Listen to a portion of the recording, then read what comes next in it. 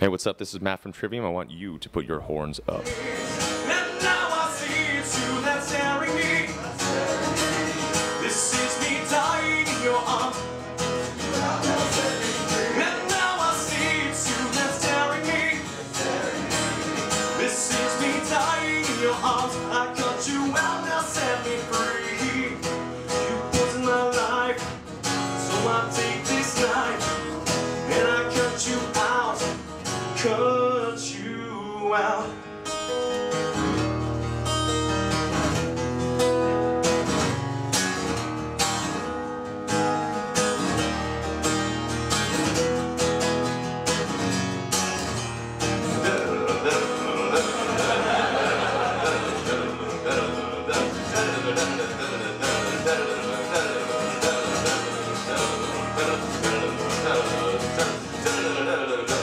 4 Horns Brothers, this is Joe Shift, and I'm here with Matt Heafy from Trivium. How are you, man? Very good. How are you? Good. Last time we spoke was in sunny LA. Today we're in New York City, where it's hot as hell today. What brings you here today? Today I'm doing my first ever solo acoustic performance at my friend's Moscot's place.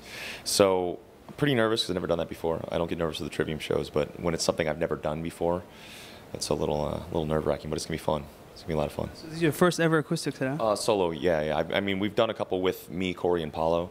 We play Trivium songs, and we haven't done any covers or anything. So I'll be doing a lot of covers today. What are you going to be playing tonight so they can know? The artists, Elvis, Roy Orbison, Depechemode, 9 Inch Nails / Johnny Cash, Opeth, and a couple Trivium songs. Are these songs that you have always kind of wanted to throw in maybe in one of your sets, but it couldn't go into a Trivium set? Yeah, I mean, these songs definitely wouldn't work in a Trivium set ever. So there were songs that I've just always loved that I felt, hey, I'd like to play these for people. These feel like they're in my vocal range, and I've never heard anyone do a Depechemode acoustic cover of the song I'm going to be doing, so I figured might as well be the first. Throw it in there. Yeah. The Trespass America tour, how's that going so far? It's going really good. Really big shows. We're playing in front of tons of kids who don't know us. A lot of our fans are coming out, but a lot of like the Five Finger fans, it's their first time seeing us. I mean, just the other day in Oswego, we had 4 fights break out, so I had to keep stopping the set to make sure people are all right. But it shows that it's going well. You know, I mean, gaining new fans. That's considered well in metal when there are fights breaking out, I guess.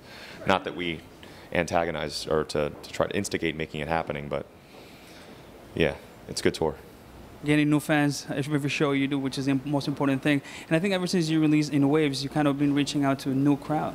Definitely. It's weird because In Waves, since it's been released and since we've been touring all around the world on it, we've seen that we have an influx of brand new Trivium fans that all know the words that have never seen us before. And In Waves seems to get the biggest response of any one of our records anymore, which is also pretty bizarre. Because before this, it was very divided between our Trivium fans, between who liked what record. Mainly between the 2nd, 3rd, and 4th record. It was like, I love this one, but don't love this one. I love this one, don't love this one. But now it's like you see this whole wave of people that just know the In Waves material. So it's really great to see that we're still getting new fans. And what do you guys think that happened? What was maybe the different production of the album or songwriting? Got me, man. It's luck. It's luck. It's great that we're bringing in new fans and have still our old audience as well. And what's next for you guys? Because I've heard you have already a few songs written down. Yeah, we've got 12 songs demoed. We've got the whole pretty much next year planned out. All the record plans there. They're just all secret. We finished Trespass up and go to South America for the first time, headlining over there, which I'm super stoked on. Wrap that up, and then we go to a European UK headliner, Trivium, As Lay Dying, Caliban Upon a Burning Body. That takes us through November, we take December off, and I believe January we begin the next record. Pretty busy agenda. Yeah, so this year's about 10 or 11 months on the road, and we've been touring since before In Waves came out, like a year and so ago. It's pretty amazing that we're able to make time for something like this, because I know you're very busy right now. Yeah, we played Heavy MTL yesterday. We play Pittsburgh tomorrow on Trespass, but I was just chatting with my friends at Moscot and saying, hey, you guys mentioned you do acoustic shows. I'd like to do one. I have a day off coming up, so I like to stay busy. How was Heavy MTL yesterday? How was the response of the public to the new songs? And One of the absolute best festivals of the whole year, and we've played some really amazing festivals this year. This year we headlined a Bulgarian festival. We played in front of 17,500 people in the stadium that the Big Four was shot at. So we headlined that same place Metallica headlined at. So that felt pretty good. Yeah, I kind of wore this for you today. Yeah, awesome.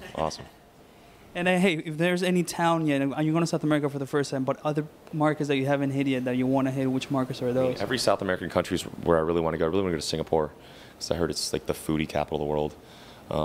Love to go to some of the countries of the Middle East, and just anywhere that we haven't been. Never been to Alaska, never been to Hawaii. I think South America will be really great, though. there's still a lot of field for you guys to cover, which is exciting. You know, you want to have something to look up to. There's so much of the world to play. I mean, we got an offer for South Africa, I guess, the other day. We weren't able to do it because of our schedule, but it's really cool that there's still so many places we haven't been to. I mean, for the fact that we just went to Turkey and Bulgaria for the very first time ever on this last tour. It was amazing. It's always amazing to see a new country. And so you mentioned the new music that's coming up probably next year. What is the direction that you think it's kind of taken from where Waves takes off, or you kind of just kind of going through another angle? It's really hard to say this early, but I think that everything we've ever done right across all of our records, their influence can kind of be traced. Tell us a little bit about the MOSCOT photo shoot you did over at Dove's a couple months ago. Yeah, that's how I met everybody. Originally, one of my friends at Roadrunner, who is always told that she looks like me, like that we're either twins or the same person. She'll be here later. You'll probably see her. People always think we're related, and so she knew I wore glasses. She's like, "Hey, I just became friends with this company called MOSCOT, and they're going to do a metal campaign." I was like, "Metal bands with glasses? That's okay now?" Because I used to get shit a lot for wearing glasses, but I can't see. So, yeah, from there I just met everybody, flew down and hung out in Brooklyn for the first time because I've always wanted to go to Brooklyn, and yeah, the rest is history. And now that's all I wear for glasses, and we're doing the show as well. So it's a really cool relationship that we got going on. They've got a lot of great artists that wear their stuff, like Jesse from Killswitch and Chris from Lamb of God. A lot of dudes. Alex Skolnick, of course, from Testament. Yep, a lot of people. So it's cool. Hey, and Matt, growing up, what were you listening to, watching that you were kind of, I want to start my own band, do my own thing, most importantly, create my own signature sound? I mean, Metallica is the first metal band I ever heard when I was 11. So it made me say, that's what I want to do when I grow up. Tried out for Trivium when I was 12. I got asked to try out for Trivium playing a Metallica song. I was playing No Leaf Clover, and I made it into Trivium with For Whom the Bell Tolls. And so they're the first one. But obviously, everyone knows of Metallica, Megadeth, Pantera, Testament, Slayer, Iron Maiden, Black Sabbath, Judas Priest, the core of what we love. But things like the Gothenburg scene, that was huge for me. Bands like In Flames and At the Gates and Dark Tranquillity. Also bands like Opeth. Everyone knows I'm hugely into black metal. Bands like Emperor and exactly. Yeah, so it's all over the board. And things like Depechemode and Rammstein and Queen and the Beatles.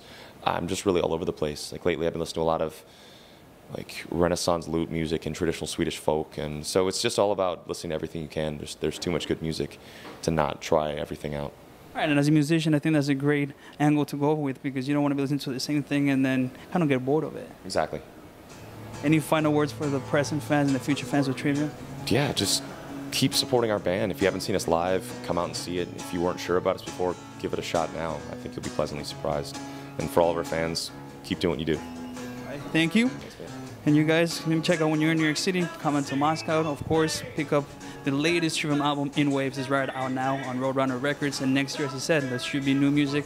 If you want to find out, check out Trivium on Facebook, Twitter, online. Just check them out. And thank you, Matt, again. Thank you very much.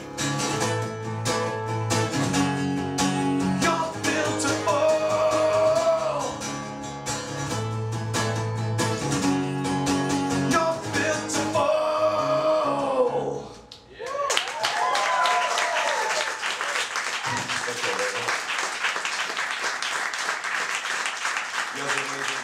Thank you all for